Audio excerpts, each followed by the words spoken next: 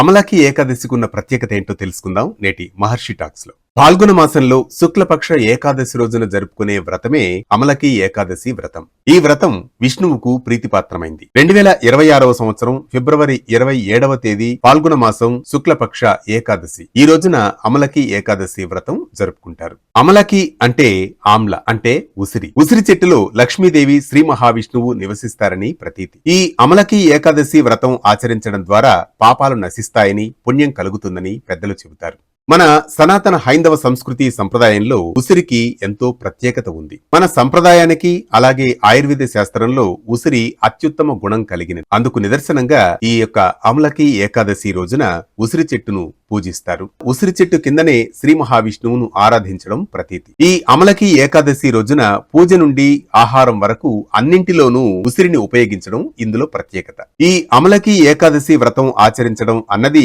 యజ్ఞం చేయడం, తీర్థయాత్రలకు వెళ్లడం లాంటి ఫలితాన్ని ఇస్తుందని పెద్దలు చెబుతారు. ఇది అమలకి ఏకాదశిలో ఉన్న ప్రత్యేకత. ఇలాంటి మరిన్ని అంశాల కోసం యూట్యూబ్, ఇన్స్టాగ్రామ్ లలో షేర్ చేయండి, లైక్ చేయండి, సబ్స్క్రైబ్ చేసుకోండి.